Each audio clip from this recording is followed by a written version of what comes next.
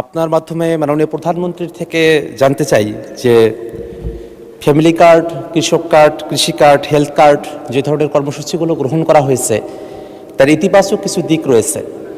জানার বিষয় হলো যে ঠিক কতজন ব্যক্তিকে বা পরিবারকে এই কার্ডগুলোর আওতায় নিয়ে আসা হবে, তাতে কতটুকু বাজেট বরাদ্দ করা হবে এবং সেই বাজেট বরাদ্দ সমন্বয় করতে গিয়ে মূল্যস্ফীতি, মুদ্রাস্ফীতির মতো পরিবেশ পরিস্থিতি তৈরি হওয়ার মতো পরিস্থিতি তৈরি হয়, সেটার ব্যাপারে সরকারের পরিকল্পনা কি? আপনার মাধ্যমে মাননীয় প্রধানমন্ত্রীর কাছে সে ব্যাপারে জানতে চাই।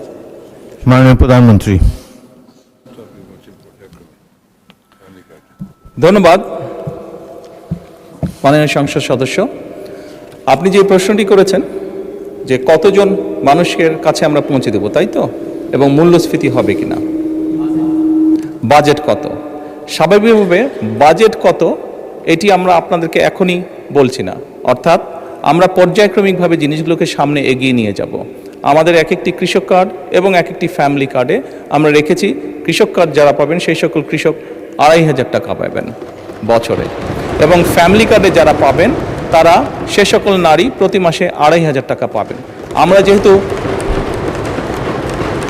যেহেতু প্রতি মাসে এটিকে এক্সটেন্ড করতে থাকবো, অর্থাৎ অধিক সংখ্যক নারী কৃষক কার্ড পাবেন, অধিক সংখ্যক কৃষক কার্ড পাবেন। একবারে সবাইকে দিচ্ছে না, পৃথিবীর কোনো দেশের পক্ষে একবারে সেটি সম্ভব না করা।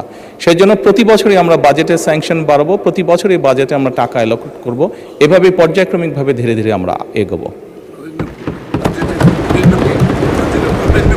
এবং অবশ্যই বাজেটের প্রাধান্য পাবে। এবং আপনি যেটা বলেছেন মূল্যস্ফীতি হবে কিনা, আমরা তো টাকা ছাপিয়ে দিচ্ছি না। আমরা যেহেতু টাকা ছাপিয়ে দিচ্ছি না, কাজে মূল্যস্ফীতি হবে না।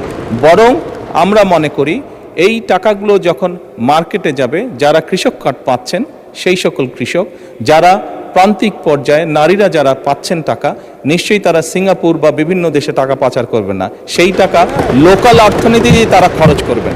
এবং একজন নারী স্বাভাবিকভাবে সেটি তার সন্তানের লেখাপড়ার পিছে খরচ করবেন, অথবা সেটি তার সন্তান বা পরিবারকে একটু ভালো খাবারের ব্যবস্থা করবেন, অথবা তিনি লোকালি কোনো ছোট ব্যবসা প্রতিষ্ঠান গড়ে তুলবেন। ফলে যেটা হচ্ছে, যেই টাকাটা সরকারের কাছ থেকে তার কাছে যাচ্ছে সেই টাকাটা লোকাল ইকোনমিকে শক্তিশালী করছে, লোকাল ইকোনমিতে সেটি রোটেট করছে। যেমন একজন নারী যখন সেই টাকাটি পাবেন, উনি যদি একটি মুদির দোকানে গিয়ে সদাই করেন, এরকম ওনার আশেপাশে যারা সেটি পাবেন, আরও যে সকল পরিবার, আরও যে সকল নারী পাবেন, তারা সকলে যখন ওই মুদির দোকানে যাবেন, স্বাভাবিক সেই মুদির দোকানের সেল বাড়বে। সেই মুদির দোকানে যখন একজন কর্মচারী যদি এখন থেকে থাকে, 1 মাস পরে বা 2 মাস বা 3 মাস পরে সেই মুদির দোকান মালিক দেখবে যে আমার একজন কর্মচারী দিয়ে হচ্ছে না, তখন সে আরেকজন কর্মচারী নিয়োগ করবে। ফলে কি দাঁড়াচ্ছে, কর্মসংস্থান হচ্ছে। এবং সেই কর্মচারী 2 জন বেতন পাবে, তারাও গিয়ে গামছা কিনবে, লুঙ্গি কিনবে, অথবা তার সন্তানের জন্য চিপস কিনবে, অথবা একটা ছোট্ট ফ্রক কিনবে তার মেয়ের জন্য। ফলে লোকাল ইকোনমি আস্তে আস্তে স্ট্রেনদেন হবে, লোকাল ইকোনমি আস্তে আস্তে বড় হবে। কাজেই মূল্যস্ফীতি হবে বলে আমরা মনে করি না, আমাদের কোনো রিসার্চে মূল্যস্ফীতি বলে না, বরং অর্থনীতি আরও সচল হবে, অর্থনীতি আরও স্ট্রেনদেন হবে। এবং লোকাল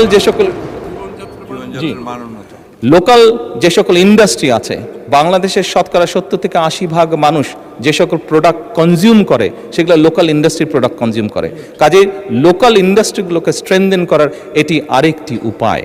এবং তার ফলে যেটি হবে, সামগ্রিকভাবে ডিপ্রাইভ যে সকল মানুষ আছে, আমি বলছি না যে আগামী 6 মাসের মধ্যে এটি হবে, তবে ইনশাল্লাহ 3 থেকে 5 বছরের মধ্যে আপনি যে পরিবর্তনটি দেখবেন, যারা প্রান্তিক গোষ্ঠীর মানুষ, তাদের জীবনযাত্রার মান ইনশাল্লাহ অনেক উন্নত হবে। ধন্যবাদ মাননীয় স্পিকার।